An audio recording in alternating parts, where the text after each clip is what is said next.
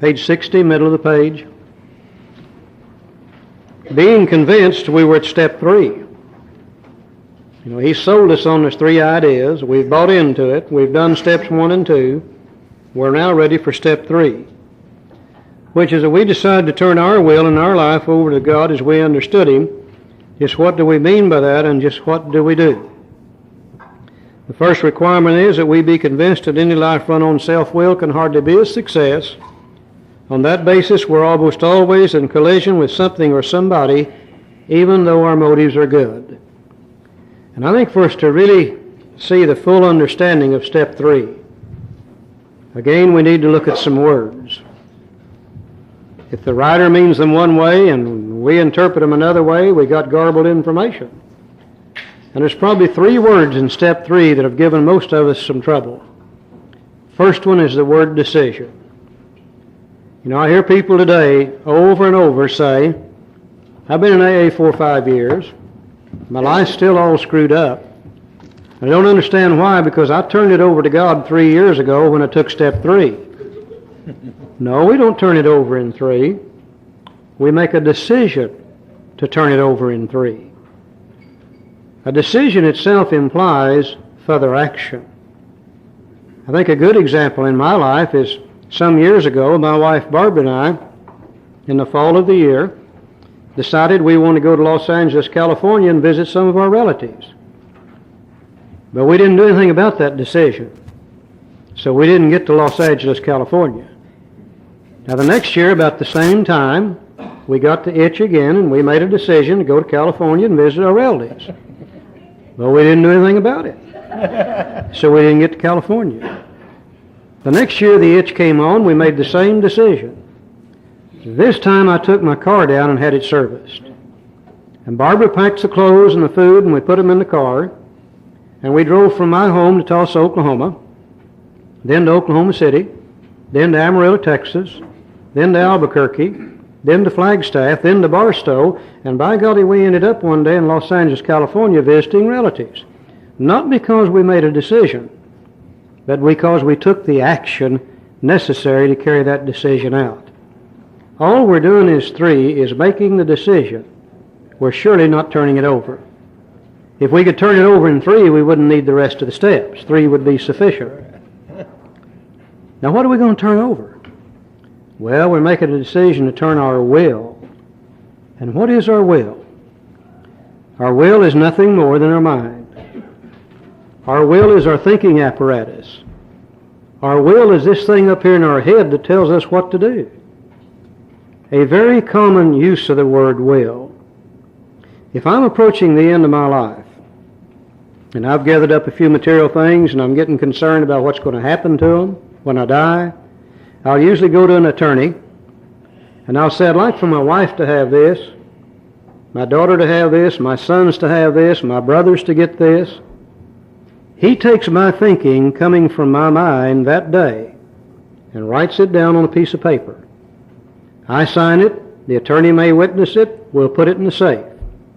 Now, a year or 2 or 3 later, I kick the bucket. They call the funeral parlor. They get me out of the cemetery, and they put me in the ground just fast as they can, and they hurry right back to that attorney's office. And he gets that piece of paper out of there, and the attorney reads to them what my thinking was as of that day in the office 2 or 3 years ago. It's not by accident they call that piece of paper a will. Will, thinking, mind are all synonymous. They mean the same thing. Okay, the other thing I'm going to make a decision to turn over is my life. Now, what is my life? My life is nothing more than my actions. What I am today, right now, as of this moment, is the sum accumulative total of all the actions I've taken throughout my entire lifetime is what's put me where I am today. All action is born in thought. All action is born in thought. It's not by accident that that thing says will and lives. Some people read it the other way around. No, that's backwards. Will and lives. When I came to step 3, I had problems with it. I remember going to my sponsor. I said, I don't believe I can work step 3. He said, why? I said, because if I turn my will and my life over to the care of God as I understand Him, I don't know what He would have me be. He may want me to be a missionary. He may send me to Africa. He may want me to go to China, and I don't want to do that. And he just laughed. And he said, well, Charlie, let's look at it this way. He said, at least it wouldn't be in the hands of an idiot, would it?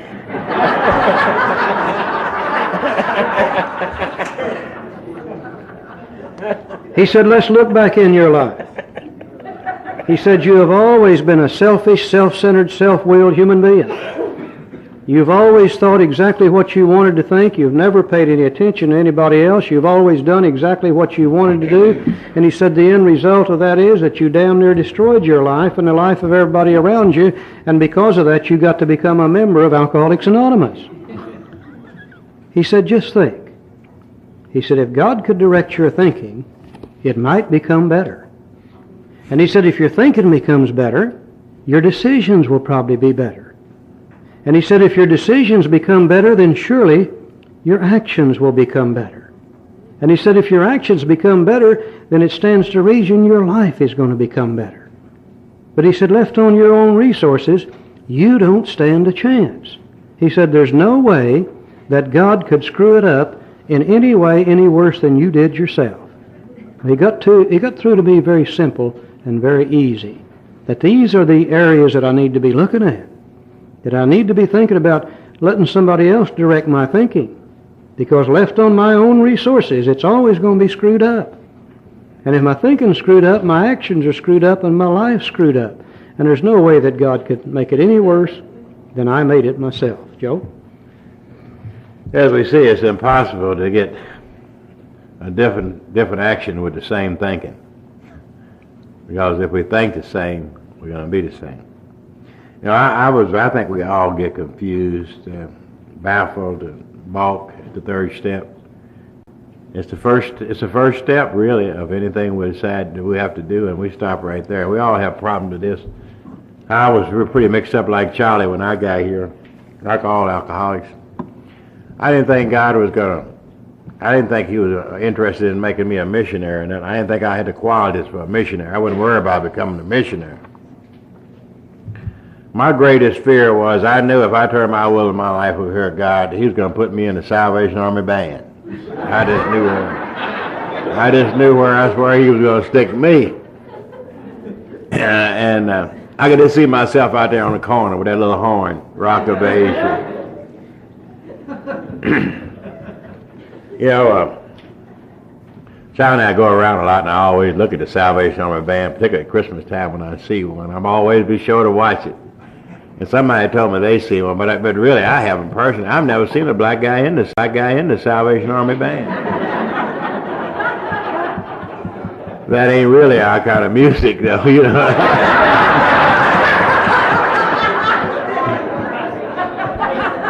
So I don't know why I had those fears. You know, we have all these hang-ups.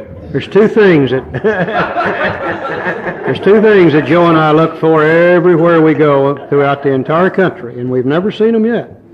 One is a black guy in the Salvation Army band, and the other one is a jogger who is smiling. We've never seen one of those either. Okay. Now here we look at this. We'll be talking about self-will, and these things, as Charles said, we find it's very, very important. It might take the time out. Probably this is the key to an inventory, is to get a little better grip, so a deeper understanding of what is self-will and what is will. A little bitty word. We know that we'd look and examine life, we would see that of all the living things in the world, the trees, the plants, the animals, everything that's alive on the face of this earth. And we see it all around us every day. And we would actually see, it's very simple, that we are the only thing, we humans, are the only thing on the face of this earth with will. We are the only thing on the face of this earth that has the ability to make decisions and reason and think. And they say in the beginning that God created everything else in this world. Everything else was dumb, the plants and the animals, and they didn't have this ability. And he said, I'm going to take care of that and direct that and control that, and I'll provide for that. And he did all these things, and they said he was lonesome. So in the big book, it tells this story about that we were created in his image, not that we look like God. I used to think that's what it meant. God looks like us physically. But in his image, that means that what it means that we are like God in the way that we have this ability. We have will. We have the ability to think, make decisions. We are the only thing on the earth that has that ability. And he created something. He wanted something to communicate, so he created us. And as the story in that big book goes, he made this little garden. It was a great place. Best place I've ever been on the face of this earth. And it was nice. A lot of serenity. Child and I call it Serenity Park. Adam and Eve was in there, had a meeting every night. Great place to be. And they had it made, it wasn't this great. Total serenity. Now they had self-will. They were created with self-will, but they didn't know anything about it. They hadn't used it. They hadn't experienced it. And they were in there, with a lot of other dumb animals and dumb plants. So they went along with the dumb program. Everything that God did, they went along with it, and it was just great.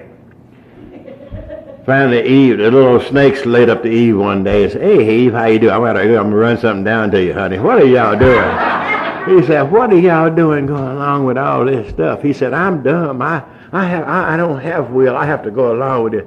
He said, "Child, you got self-will." She said, "What's that?" He said, "Oh, you don't know nothing. Let me tell you about this." So he went on and tell her, "You can do exactly what you want to do. You don't have to go along with this program. You can make decisions. I can't, but you and Adam can. I don't see why y'all don't use that stuff." So Adam, she couldn't wait until she went, Adam, we got self-will. Come here, let me tell you about it. She explained it all to Adam. Said, "We can even eat that apple if we want to." So Adam made a decision to eat the apple. Now, it was a bad decision.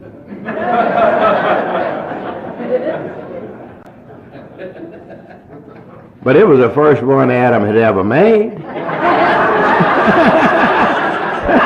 You can't knock him. It was the first one he ever made. God come along. I think that's what he used that apple for. As the apple was up there to indicate when they found out about it. See, if it hadn't been an apple, when God saw the apple garden, he said, "Uh-oh, they know about self-will. They got it. They know they got it." And they used it. And they exercised their will. And then they had to leave the garden because he said, you're going to use that and you have to take care of yourself. He said, "I take care of the things I direct. If you're going to use that, then you have to take care of yourself because this is the deal." And they were asked to leave, and I think God, he made a covenant with them before he left. He said, "Now, I tell you what I'll do about that self-will." He said, "Now, if you, any time in your life that you get in trouble and you would like to come back, then you have to make the decision to give that self-will back to me. Only you can give that back to me because I have freely given it to you. And only you can give it back to me. And if you give it back to me, I'll direct your life just like I do everything else." But there are two directions, there are but two wills on the face of this earth.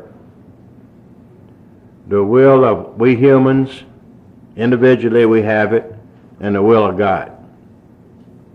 And we can operate only at one time on one or the other. And we have to make that decision. And this is what this decision is all about. As Charlie said, it's our will means directions. Give up our directions and our actions. And so for some new directions and some new actions, which we're going to tap into that we already got inside. It's already here. It's a new set of directions. There's a source of it within us. But we can't use that source until we give up our source. I think what we really begin to look at is those of us who have been self-directed people. Yeah. And whether we're atheist or agnostic is beside the point. We were self-directed. Yeah. We almost destroyed our lives. and the lives of those people that we love the most. And if we continue with the same kind of will, the same kind of thinking, then surely we're going to continue with the same kind of actions. And it stands to reason that if we want our life to get any better, if we want to be able to be sober and have peace of mind, serenity, and happiness, if we want to be sober and be free from that restlessness, irritability, discontent, shame, fear, guilt, and remorse, then our thinking is certainly going to have to change. And left on self-will, we simply do not stand a chance. So what we're really doing here is making a decision to let God be the director of our will. That's what that step used to be. It's turn it over to the care and direction of God as we understood Him. And when they made Him take the word directions out, they made Him take it out of that step also.